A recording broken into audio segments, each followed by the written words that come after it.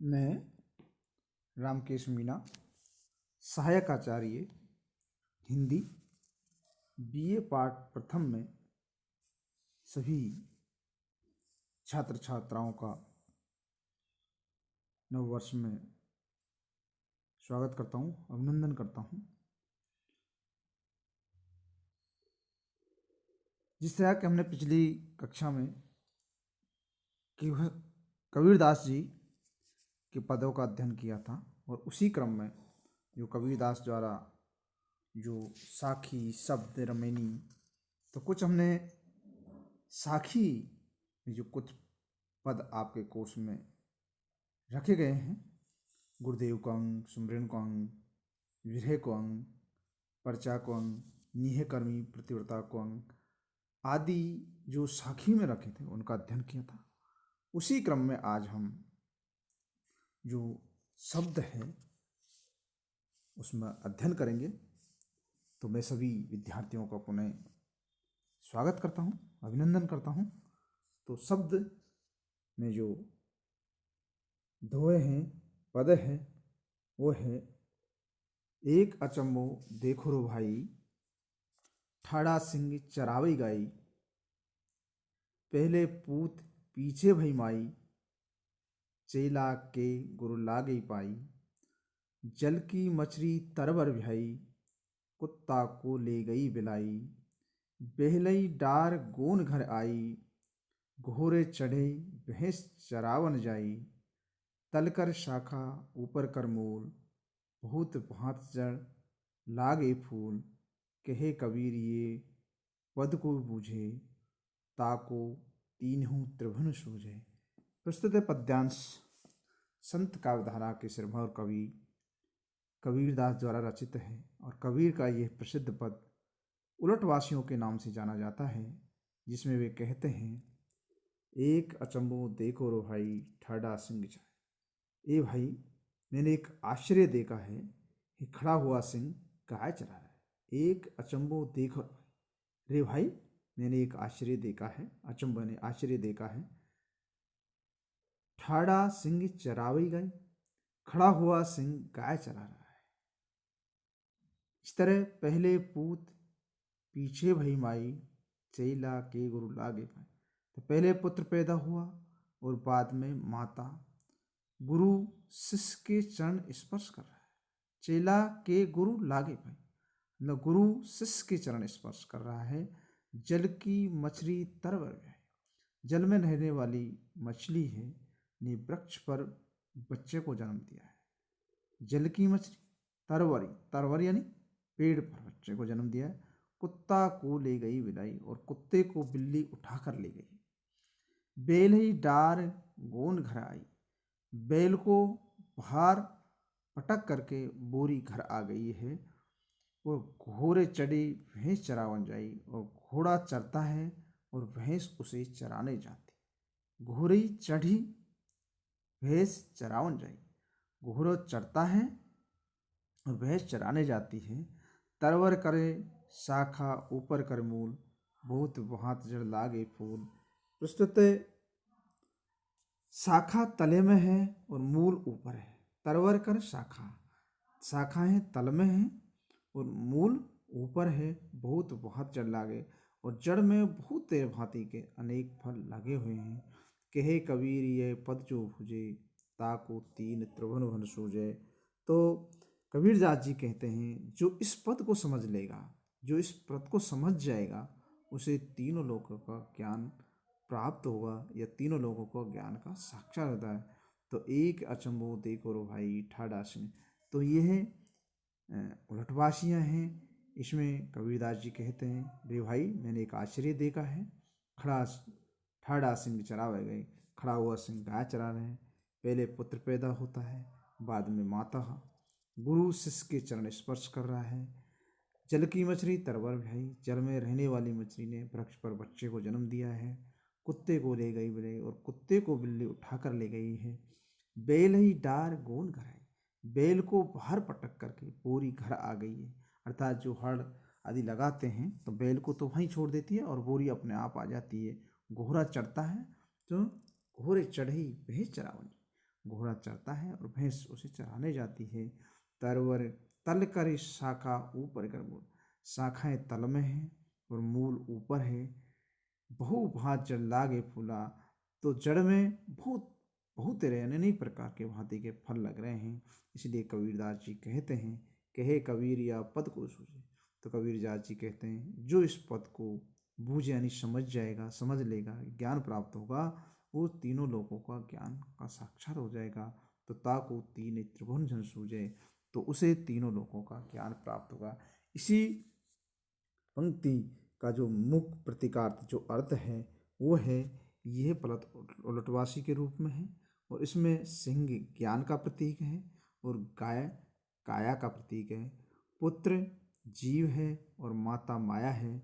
मछली पवन है और जल मूलाधार चक्र है। कुत्ता अज्ञान है, बिल्ली मति है, गुरु अभिमान है और चेला सहज भाव है। प्राण रूपी बैल अहंकारी जीव को पटक कर जीवात्मा अपने शुद्ध स्वरूप में प्रतिष्ठित हो गई है। प्राण और कर्म का मूल आश्रय शुद्ध चैतन्य है, अतः वही इस रूपक में गुणी रूप है।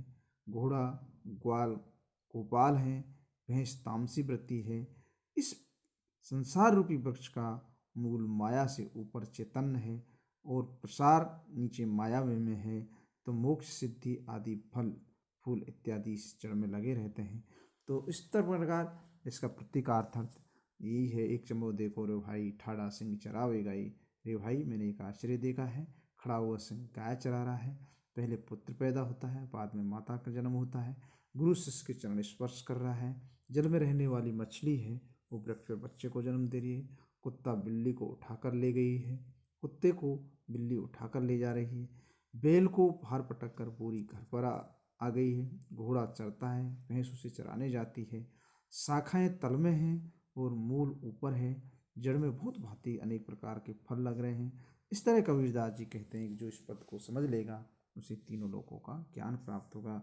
इस प्रकार कबीरदास जी की भाषा सदुकड़ी है, जिसे पंचमेल खिचड़ी भी कहते हैं। उनकी भाषा में अवधी, ब्रजभाषा, खड़ी बोली, पूर्व हिंदी, राजस्थानी, अरबी, फारसी, गुजराती का मिश्रण है। अतः हजारे प्रसाद से वैदिक शब्दों में कबीर वाणी के भाषाएँ थे और उन भाषा को उनकी चेरी माना जाता था, अर्थात उनकी भाषा के डिक्टेटर थे। और कबीर की शैली मुक्तक शैली है। इस प्रकार कबीर ने शांत, अद्भुत और श्रृंगार रस का चित्रण भी इसमें किया है, तो इस काव्य में किया है। इस तरह उनके काव्य में जो सदुकड़ी भाषा का प्रयोग हुआ है, अर्थात जो अनेक प्रकार की जो बोली हैं उनकी भाषा में देखी जाती है। और इस प्रकार कबीर ने उलटवासी के रूप में ये शब्द में वस्तुवादियों का किया है। ये कहते हैं ये उलटवासी है। सिंह ज्ञान का प्रतीक है, गाय काया का है, पुत्र जीव का प्रतीक है, माता माया का है, मछली पवन है, हवा है और जल मूलाधार चक्र है। कुत्ता ज्ञानता का प्रतीक है और बिल्ली मति का है। गुरु अभिमान है तो चेला सहज भाव है। प्राणी रूपी बैल अहंकारी जीव को पलटकर जीवात्मा अपने शुद्ध स्वरूप में प्रतिष्ठित हो गई है। प्राण और कर्म का ये मूल आश्रय शुद्ध चैतन्य है, अतः वही इस रूपक में गुणी रूप है। घोड़ा ग्वाल गोपाल हैं, भैंस तामसी वृत्ति है। संसार रूपी वृक्ष का मूल माया से ऊपर चैतन्य है और इस प्रकार प्रसार नीचे माया में है। तो मोक्ष सिद्धि आदि फल फूल इत्यादि जड़ में ही लगते हैं। इस प्रकार ये उलटवासी के रूप में है। दूसरा अगला जो पद है वो है, जब ते आत्म तत्व विचारा, तब निर्वयी वहा सभिन ते काम क्रोध घई डारा। व्यापक ब्रह्म सभिन में एके, को पंडित को जोगी। राणा राव कवन सु कहिए, कवन वेद का रोगी। इनमें आप अपन सभिन में आप सोए खेले। नाना भांत गड़े सब भांडे, रूप धरे धरि मेले। सोच विचार सबे जग देखा, निर्गुण कोनन कोई न बतावे। कहे कबीर गुनु और पंडित, मिली लीला जस गावे। प्रस्तुत पद्यांश कबीरदास द्वारा रचित है। कबीरदास संत कबीर धारा के आत्म तत्व चिंतन का संदेश देते हुए कबीरदास जी कहते हैं, जब ते आत्म तत्व विचारा, जब से मैंने आत्म तत्व का चिंतन शुरू किया है। जब ते आत्म तत्व विचारा। जब से मैंने आत्म तत्व का चिंतन शुरू किया है, तब निर्वय भया सब हिंते क्राम क्रोध रही डारा। तब से मैंने सबके प्रति निर्वैर हो गया हूँ। तब निर्वैर भया सब हिंते, मैं तभी से ही सभी के प्रति से निर्भय हो गया हूँ, निश्चिंत हो गया हूँ। मेरी किसी से बैर या शत्रुता नहीं रह गई है। क्राम क्रोध घही डारा, और मैंने क्राम क्रोध को एकत्र करके उसको त्याजांजलि दे दी है, उसको छोड़ दिया। डारा यानी छोड़ दिया है। अर्थात जब से मैंने आत्म तत्व का चिंतन शुरू किया है, तब से मैंने सभी प्रकार के प्रति, सभी के प्रति से निर्भय हो गया हूँ। अर्थात मैं किसी प्रकार से, मेरा किसी से न तो बैर है न किसी शत्रुता है। और मैंने काम क्रोध को एकत्रित करके, अर्थात उनको एकत्र करके उनको सभी को त्याजांजलि दे दिया, छोड़ दिया है। व्यापक ब्रह्म सभिन में एक को पंडित करो, और मुझ में ये ज्ञान हो गया है। व्यापक ब्रह्म सभिन में एक को पंडित, और मुझे ये ज्ञान हो गया है कि व्यापक ब्रह्म तत्व सर्वत्र सब एक ही है, सर्वत्र और सब में एक ही है। वहाँ कौन पंडित है और कौन योगी है, उनमें कोई अंतर नहीं है। इसलिए कह रहा है कि जब से मुझे आत्म तत्व या आत्म चिंतन का शुरू हुआ है, सत्य व्यापक ब्रह्म सभिन, जो व्यापक जो ब्रह्म है, ईश्वर है, परम तत्व, वो सर्वत्र है, सब एक है। वहाँ न तो कोई पंडित होता है न कोई योगी, असल में कोई अंतर नहीं। राणा राव कवन सो कहिए, कवन बीत का रोग, किसे राणा कहे और किसे राव कहे। राणा राव कवन से, कवन वेद कहे, और कौन वेद है कौन रोगी है, इन ये सब अंतर मिथ्या है। राणा राव कवन से कहिए, कवन वेद को रोगी, किसे राणा कहें किसे राव कहें, कौन वेद है कौन रोगी है, ये सब अंतर मिथ्या है, झूठे हैं। इनमें आप अपन सबन में आप से खिले, इन सभी में वही ब्रह्म तत्व विद्वान है। उसी ब्रह्म तत्व ने अपने स्वरूप को धारण किए हुए ये जगत उसी की लीला है, वो अपने आप से खेल रहा है। इनमें आप सभी में, इनमें सभी में वही परम तत्व विद्वान है। उसी परम तत्व ने अपने स्वरूप को धारण किया हुआ है, और ये जगत उसी लीला, उसी की लीला है। वे अपने आप से खेलता रहता है। नाना भांत गढ़े सब भांडे, रूप धरे धर्म मेले।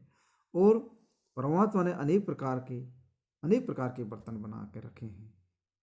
नाना भांत गढ़े सब भांडे, अर्थात परम तत्व ने अनेक प्रकार के भांडे बनाकर रखे हैं, और उन्होंने पृथक पृथक आकार प्रकार करके उन सब में वस्तुतः एक ही तत्व है, मात्र इनमें आकार भेद है।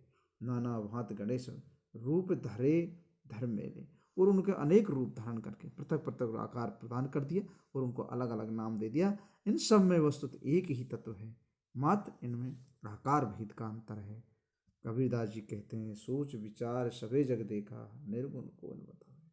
और कबीरदास जी कहने, मैंने जब सोच विचार कर संपूर्ण जगत को देख लिया, तो उस निर्गुण तत्व के विश्लेषण की कोई नहीं कर सका। सोच विचार सबे जग देखा, निर्गुण कोई न बतावे। तो जब कबीरदास जी कहते हैं, जब मैंने सोच विचार कर संपूर्ण जगत को देख लिया, तो तब उस निर्गुण तत्व का विश्लेषण कोई नहीं कर सका, कोई नहीं कर सकता। तो कहे कबीर गुनी और पंडित मिल ली जास कहते हैं। तो कबीरदास जी कहते हैं कि मैंने सोच विचार कर संपूर्ण जगत देख लिया है। पंडित और ज्ञानी गुणी सभी मिलकर उस परम तत्व यश और लीला का बखान करना चाहिए। अर्थात सभी मिलकर, कहे कबीर गुणी और पंडित, इसीलिए पंडित और गुणी या ज्ञानी लोग सभी मिलकर उस परम तत्व के यश और यश की और उसकी लीलाओं का वर्णन करना, उसका बखान करना चाहिए। अर्थात कबीरदास द्वारा रचित जब ते में आत्म तत्व विचारा, तब निर्गुण भय सब हिंते काम क्रोध घही डारा। व्यापक ब्रह्म सभिन में एक को पंडित को जोगी, राणा राव कवन से कहिए कवन वेद का रोगी। इनमें आप सभिन में आप से खेले, नाना भांत गढ़े सब भांडे, रूप धरे धर्मेले। सोच विचार सबे जग देखा, निर्गुण कौन बता, कहे कबीर गुनी और पंडित मीरा। इसलिए जब से मैंने आत्म तत्व का चिंतन शुरू किया है, तब से मैं सबके प्रति से निर्भय हो गया हूँ। तब निर्भय वह सब काम क्रोध घटा, तब से मैं सभी प्रकार से निर्भय हो गए, और मेरे किसी से बैर और शत्रुता नहीं। मैंने काम क्रोध को एकत्र करके उसको भी त्याजांजलि दे दिया, छोड़ दिया है। व्यापक ब्रह्म सवन में एक एक को पंडित करें। मुझे यह ज्ञान हो गया है कि व्यापक ब्रह्म तत्व सर्वत्र है, सब एक ही है। वहाँ कौन पंडित है कौन योगी है, इनमें भी कोई अंतर नहीं। राणा राव कवन से कहिए कवन वेद करो, किसे राणा कहे और किसे राव कहे, कौन वेद है और कौन रोगी है, कौन वेद डॉक्टर है, कौन रोगी है, ये सब अंतर मिथ्या है। इनमें आप सब इनमें आप आपसे खेले, इन सभी में वही परम तत्व विद्वान है और उसी परम तत्व ने अपने स्वरूप को धारण किया हुआ है। ये जगत उसी की लीला है और वह अपने आप से खेल रहा है। इन आप सब इनमें आप आपसे खेले, तो इनमें सभी में वही परम तत्व विद्वान है, ब्रह्म तत्व विद्वान है और उसी ब्रह्म तत्व ने अपने स्वरूप को धारण किए हुए हैं और ये जगत उसी की लीला है और अपने आप से खेल रहा है।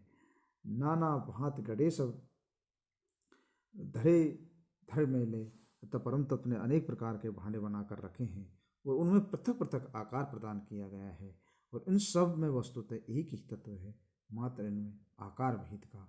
अर्थात हम जो एक ही मिट्टी से अनेक प्रकार के बर्तन बनाने का आकार तक प्रकार बना देते हैं, लेकिन वो सब एक ही तत्व से बने हुए हैं। तो सोच विचार सभी जगत, कबीरदास जी कहते हैं, मैंने सोच विचार कर संपूर्ण जगत को देख लिया है, क्योंकि निर्गुण कौन बतावे, उस निर्गुण तत्व का विश्लेषण कोई नहीं कर सकता। अतः कबीरदास जी कहते हैं, कहे कबीर गुरु और पंडित, ये पंडित और ज्ञानी गुणी लोग सभी मिलकर उस परम तत्व के यश और उसकी लीला का बखान करते हैं। मिल गिन जाए। तो कबीरदास ने इस पद में प्रतिपादित किया है कि इस जगत के प्रतीयमान भेद मिथ्या है। ब्रह्म तत्व जो ब्रह्म तत्व है वो सर्वत्र है और सब में एक ही है, अर्थात उसी की लीला है। पंडित, योगी, राणाराव, वैद्य, रोगी इत्यादि उदाहरण द्वारा प्रदत्त अभेद दर्शन कबीर ने प्रतिपादित किया है और कबीर की जो भाषा है वो सदुकड़ी है। कबीर के अनुसार राम प्रत्येक प्राणी में उसकी परमात्मा के रूप में स्थित है, इसलिए उसे प्राप्त करने के लिए अन्यत्र भटकने की आवश्यकता नहीं है। राम को अपने अंतकरण में ही प्राप्त करना चाहिए, क्योंकि वो कहीं नहीं है, वो सब घट घट में उनका विराजमान है। इसलिए जब से मुझे आत्म तत्व का चिंतन हुआ है, आत्मज्ञान ईश्वर रूपी जो आत्मज्ञान प्राप्त हुआ है, तब से मैं ही जाता है कि मैं सभी प्रकार की जो निर्वैरता है, शत्रुता है, इसको सभी को मैंने त्याग कर दी है और मुझे ज्ञान प्राप्त हुआ है कि वो ब्रह्म तत्व सर्वत्र है। उसमें कौन पंडित है, कौन ज्ञानी है, कौन अज्ञानी है, कौन राणा है, कौन राव है, कौन वेद है, कौन रोगी है, अर्थात वे ब्रह्म तत्व सभी जगह विद्वान हैं। और अनेक प्रकार के ईश्वर ने जो अनेक बर्तनों के रूप में उदाहरण देकर समझा है, एक ही मिट्टी से बना था ईश्वर, उसी से बना अनेक पुरुष बने हुए हैं, उन पुरुष में एक ही ईश्वर महानता विद्वान है। इसलिए मैंने सोच विचार कर संपूर्ण जगत को देख लिया है, कुछ निर्गुण तत्व का विश्लेषण कोई नहीं कर सका। इसलिए पंडित ज्ञानी सभी मिलकर हम उस परम तत्व की यश और लीला का हमेशा बखान करना चाहिए। इसलिए कबीर ने कहा है कि राम प्रत्येक प्राणी में उसकी आत्मा के रूप में स्थित है, इसलिए उससे प्राप्त करने के लिए अंत की आवश्यकता नहीं है, राम को अपने अंतकरण में ही प्राप्त करना चाहिए। थैंक यू, धन्यवाद।